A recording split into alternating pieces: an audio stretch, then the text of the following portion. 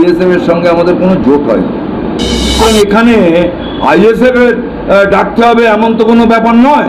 কিন্তু কেউ যদি মনে করে যে সিপিআইএম, কেউ কেউ বলছে যে সিপিআইএমকে ঘর থেকে বার করেছি আমরা, তা সিপিআইএম সেদিনও রাস্তায় ছিলাম, আজও রাস্তায় আছি, আজ আমরা রাস্তায় নেই, বুলডোজার দিয়ে ভাঙছে। আমরা হাইকোর্টে ঠিকই তো। প্রথমত হচ্ছে তিনি আমাদের সবার মুখ্যমন্ত্রী এবং তিনি পুলিশ মন্ত্রী। তৃণমূলের ওই সময় উপনির্বাচনে সেখানে তো পুলিশ তৃণমূল যারা করে, যারা দুষ্কৃতী, তাদেরকে সাহায্য করেছে। যে কজনকে ধরেছে এদের কাজ হচ্ছে তো ধরবে, চাপে পড়ে, কিন্তু তারপরে দেখা যাবে যখন চার্জশিট দেবে তখন তাদের দেখা যাবে তাদের নাম থাকে না, এবং অল্প যে ধারায় বেলেবেল সেকশন সেগুলো দেয়। ওনার কাছে অ্যাপিল করেছে, উনি সবার মুখ্যমন্ত্রী, আগে সুবিচার পায়নি, ওনার কাছে গেছে। সুতরাং সেখানে দেখা যাক যে তিনি দুজনকে অ্যারেস্ট করেছে। আমরা দেখলাম যে দুজন অ্যারেস্ট হয়েছে, যারা এতদিন অ্যারেস্ট করেনি মুখ্যমন্ত্রী হয়ে মমতা ব্যানার্জি, এখন অ্যারেস্ট হয়েছে। আমরা অপেক্ষা করব যাতে আরও শুধু অ্যারেস্ট নয়, যাতে করে সুবিচার পায় তামান্নার মা। প্রকৃত দোষীদের যে ধারায় কেস দেওয়া উচিত, চার্জশিট যদি আগে থেকে দিয়ে থাকে তাহলে নতুন করে আবার চার্জশিট তৈরি করতে হবে। সেই পর্যন্ত আমরা অপেক্ষা করব। এখন দুজন করে ধরেছে, দেখা যাক, আমরা আশা করব সুবিচার পাবে। দেখা যাচ্ছে যে 21-এও আপনাদের জোট ছিল, 26-এও জোট ছিল, তো সিপিএম আইএসএফ এর একটা জোট ছিল। তো সেই কিছু কিছু মিটিংয়ে দেখা যাচ্ছে আপনারা একা একা মিটিং করছেন, তো সেই জোটটা কি আছে না জল্পনা? না, প্রথমত হচ্ছে আইএসএফ এর সঙ্গে আমাদের কোনো জোট হয়নি। আইএসএফ এর সঙ্গে আমাদের আসন সমঝোতা হয়েছিল। এটা ভুল ব্যাখ্যা করছে ওরা, এরা জানে না, এরা যা বলছে জোট হয়নি। আমাদের তাদের সঙ্গে আসন সমঝোতা হয়েছিল। আবার যদি দেখা যায় 2024 সালে তারা আমাদের সঙ্গে আসন সমঝোতা করেনি। তো সুতরাং যে যার দল, forward block, RSP, CPI, CPIM, সব আলাদা আলাদা দল, আইএসএফ একটা আলাদা দল। প্রত্যেক দলই চেষ্টা করবে তারা তাদের নিজের পার্টি দলের শক্তি বাড়াবার জন্য। সিপিএম সেই কাজই করছে, তার দলের পক্ষ থেকে সংগঠনকে মজবুত করার জন্য সে বিভিন্ন জায়গায় মিটিং করছে। সুতরাং এখানে আইএসএফ এর ডাকতে হবে এমন তো কোনো ব্যাপার নয়। আর প্রথমত তো জোট নেই, এটা আসন সমঝোতা হয়েছে। হাওড়া বিধানসভা এবং দেওঘর বিধানসভা বিশেষ করে যে তাদের একটা অভিযোগ রয়েছে যে আমরা যেহেতু আসন সমঝোতা হয়েছিল, অন্যান্য মিটিংয়ে যেভাবে ক্লাবগুলো থাকে বা থাকে, তাদের একটা মন্তব্য যে তাদের সঙ্গে আমাদের ডাকলে সুবিধা হবে, সেই হিসাবে একটা না, এই বিষয়ে প্রথমত হচ্ছে আপনারাও জানেন যে ওই দলের সিদ্ধান্ত নেওয়ার এখতিয়ার রয়েছে, তাদের রাজ্য কমিটি আছে, শুনেছি রাজ্য কমিটি আছে, চেয়ারম্যান আছে, বিশেষ করে নওশাদ সিদ্দিকী আছে। সুতরাং তারা তো আমাদের নেতৃত্বের সঙ্গে কথা বলতে হবে।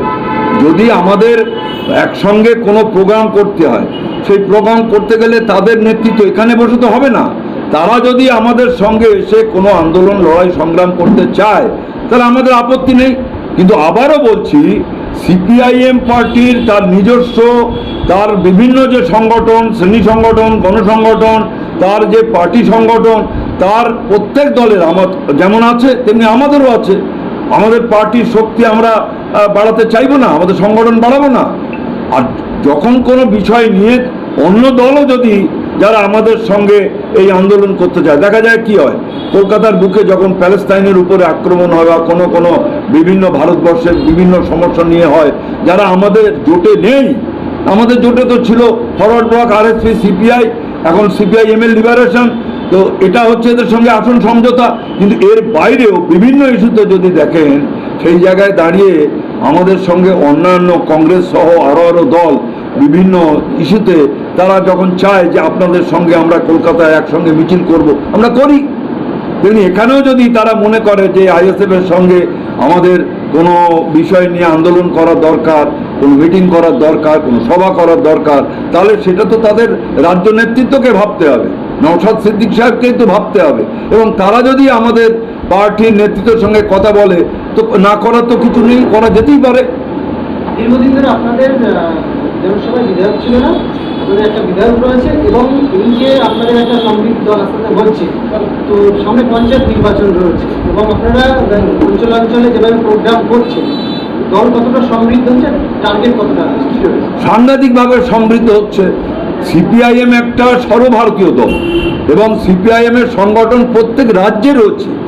আমরা যে পার্টিটা করি, আমরা সমাজ বদলের পার্টি করি। আমরা চাই এই সমাজ ব্যবস্থাটাকে পাল্টাতে।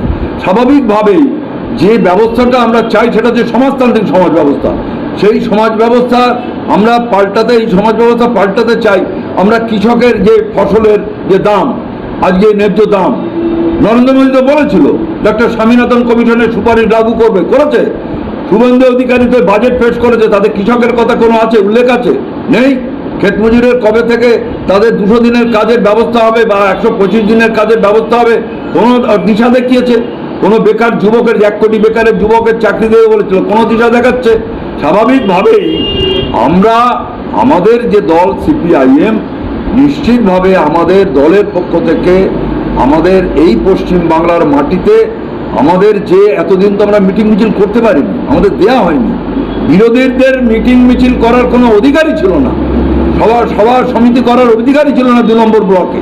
কিন্তু কেউ যদি মনে করে যে সিপিআইএম, কেউ বলছে যে সিপিআইএমকে ঘর থেকে বার করেছি আমরা, আমি একটা ঘটনা বলি পশ্চিমবাংলার, আমার নিজের ঘটনা। 2018 সালে আমডাঙ্গার নাম শুনেছেন? আমডাঙ্গা ব্লক, সেই ব্লকে 2018 সালে মমতা ব্যানার্জি বলেছিল যে বিরোধী শূন্য পঞ্চায়েত তৈরি করতে হবে।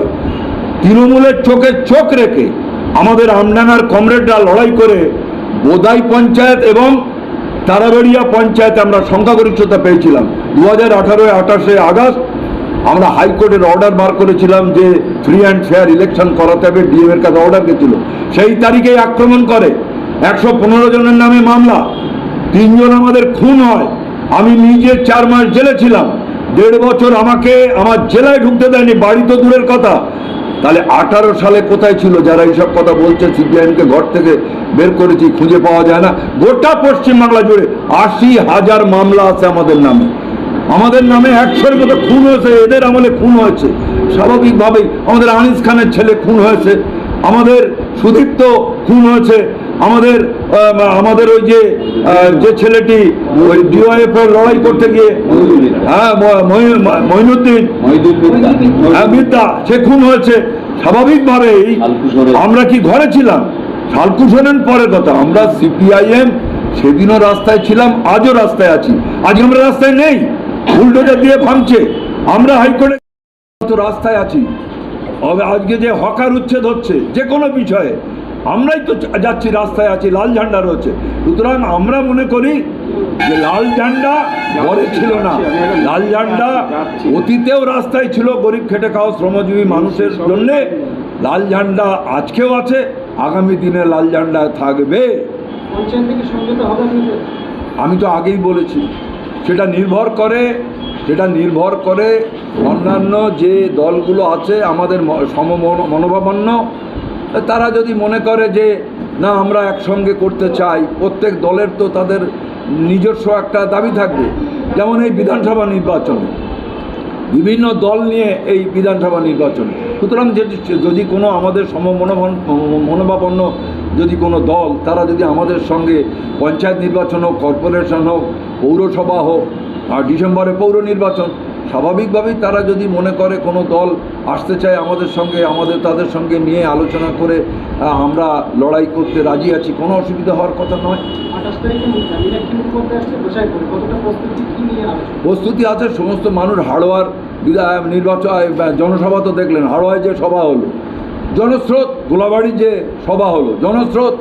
সিপিআইএম প্রচার করেছে, সিপিআইএমের মঞ্চ, সেখানে সিপিআইএমের ব্যানার লাগানো রয়েছে, সিপিআইএমের নেতা আছে। তো মানুষ কি বোকা আছে যে সিপিআইএমের সভা না অন্য কারো সভা? আমরা 27 তারিখ, কাল বাদ পরশু আমরা কেষ্টমাটিতে করবো। আজ মাঠে গেছিলাম, ওখানে ক্লাবের ফুটবল খেলা মাঠে 27 তারিখে মোহাম্মদ সেলিম আসবে, বিদ্যুৎ শামীম আসবে, পলাশ দাস আসবে। ওখানে আমরা জনসভা করছি, সিপিআইএমের নামে জনসভা করছি। সেখানে যাবেন, আপনারা দেখবেন সেখানে মানুষের ঢল নামছে, মানুষ এখন লাল ঝান্ডা ধরছে। তারা দেখছে যে একমাত্র গোটা ভারতবর্ষে, পশ্চিমবাংলায় একমাত্র চোখে চোখ রেখে লড়াই করছে বামপন্থীরাই। সুতরাং শুধু কোর্টে না, আমরা মাঠেও রয়েছি লড়াই করার জন্য।